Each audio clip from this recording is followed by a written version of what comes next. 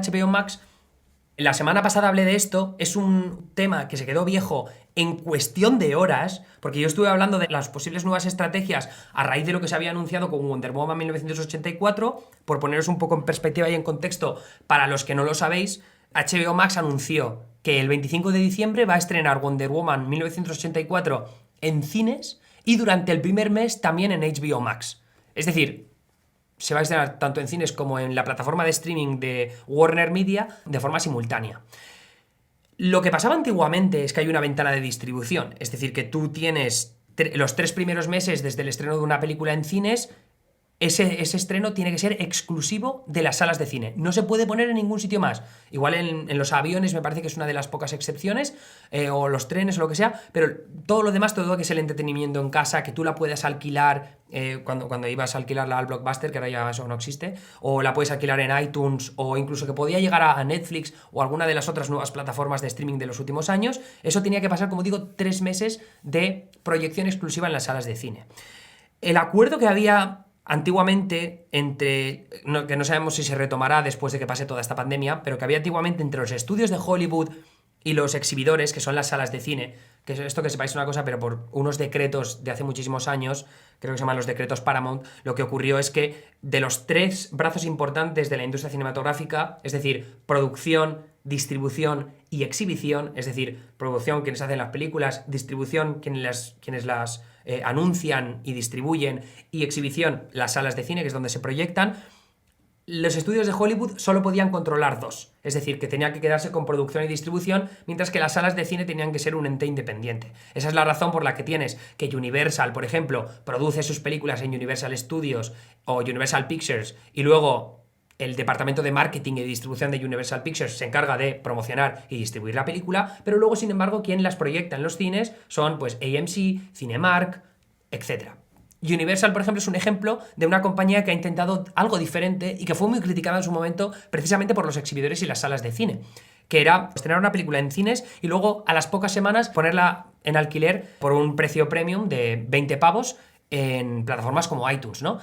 Esto lo que implicaba es que una película como Trolls World Tour, que se estrenó, me parece que la primera que se estrenó de esta forma, pues se hubiera estrenado en cines, estuviera unas semanas y luego con el confinamiento pues dificultara mucho su distribución y por tanto se ofreciera en iTunes por ese precio de 20 pavos al mes. Disney hizo un poco parecido con Mulan, porque Mulan, como había muchos cines cerrados, no se estrenó en cines, se puso en Disney Plus a un precio de 30 pavos por poder verla. Ahora, si no me equivoco, está disponible gratuitamente mientras que pagues la suscripción de Disney Plus.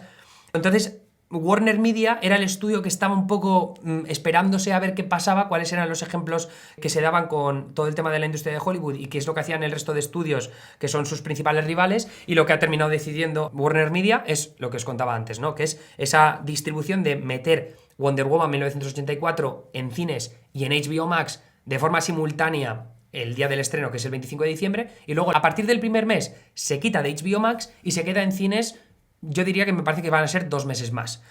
Esto es muy interesante porque lo que quiere hacer Warner Media con esto, y esto no lo he llegado a leer, pero es mi deducción de lo que está pasando aquí,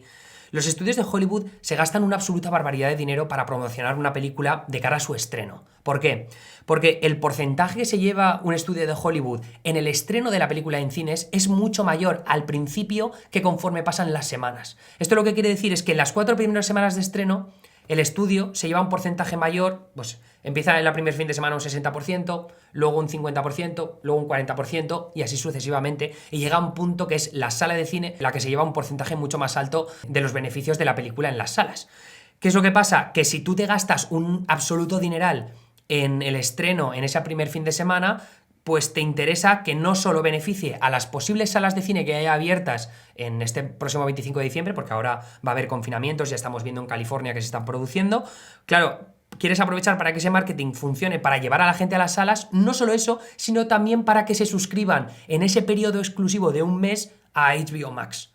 HBO Max ha sido una plataforma de streaming a la que le ha costado mucho arrancar. No está ni al nivel de Netflix ni al nivel de Disney Plus. que las dos han crecido a una velocidad increíble, sobre todo con motivo de la pandemia. Disney Plus ha tenido la suerte de que es una marca con un bagaje cultural enorme, tiene una fuerza bestial, no solo gracias a las películas de antaño, es decir, los clásicos de Disney y el hecho de que sea para toda la familia, sino también por las grandes superproducciones de Marvel o de Star Wars que están disponibles en la plataforma. Y de Mandalorian, que ha sido, a mi parecer, el mayor fenómeno cultural que ha salido de una serie original de plataformas de streaming.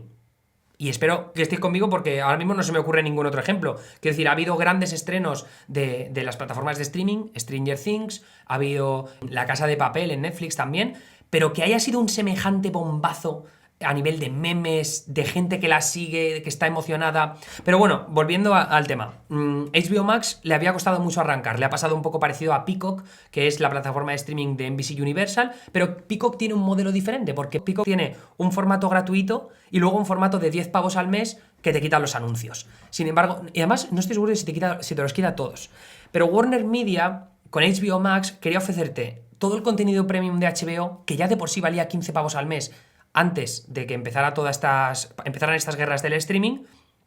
que además habían estado perdiendo suscriptores a lo largo de los últimos meses, sobre todo después de que terminara Juego de Tronos, es decir, los últimos 2 años. No sé si estaban en 35 millones de suscriptores, habían caído un poco, se habían quedado más cerca de los 30.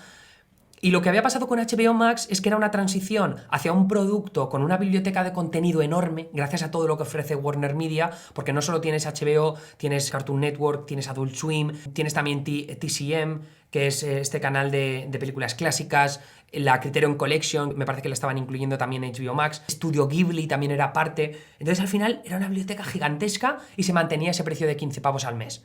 que es lo que costaba HBO. O sea, en realidad era un producto muy atractivo, pero muy por delante a nivel de precio de lo que cuesta Netflix, salvo que te cojas la versión más grande de 4K, no sé cuántas pantallas, y luego la parte más barata, pues con Disney Plus, con Hulu, con Amazon Prime Video. Entonces les ha costado arrancar, y no solo por un tema del precio, que me parece que era un salto importante, sino porque no han sabido promocionarlo bien. La gente no sabía cuál era la diferencia entre HBO y HBO Max. Había gente que tenía HBO y por tanto acceso automático a HBO Max y todavía no han pegado el salto. Hay usuarios de AT&T, ¿vale? Que es el gigante de las telecomunicaciones, es como, pues aquí está, AT&T, Verizon y T-Mobile. O sea, son las 3 grandes compañías telefónicas, porque ahora T-Mobile ha comprado Sprint. Pero es como Movistar, Orange y Vodafone en España, ¿no? ¿Orange sigue existiendo? Ya no me acuerdo. Entonces AT&T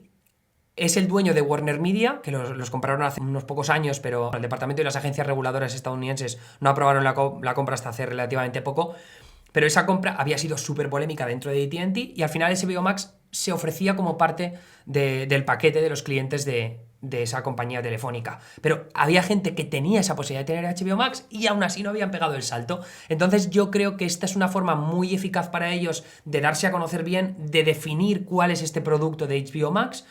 Porque al final, pues Max es Wonder Woman 1984, es Dune, es de Matrix 4. Entonces, ese es el tema. Que va a ser una plataforma de publicidad muy buena para HBO Max y vamos a ver el salto de número de suscriptores, porque va a ser importante seguro, mucha gente va a querer ver Wonder Woman, en Navidad va a ser difícil ir al cine por todos los repuntes que se están produciendo ahora en Estados Unidos, una de las cosas que voy a hablar mañana en mi vídeo para Solo en América, en neutral.es, así que habrá que estar pendientes de lo que anuncie Warner Media, sobre todo en el primer trimestre del año, cuando se anuncie el nuevo informe trimestral de AT&T, que nos den un poco de pistas de cómo ha ido ese crecimiento y si está justificado ese cambio sísmico en la industria de Hollywood, porque esto para los cines ya digo que no ha sentado nada bien, es decir, la bolsa cayó para AMC Theaters, cayó para Cinemark, Regal, cayeron todas las acciones porque IMAX también cayó, porque de repente claro, dicen, joder, es que esto va a cambiar la industria para siempre, pero también falta ver las implicaciones que esto tiene para el futuro de la industria en general, es decir,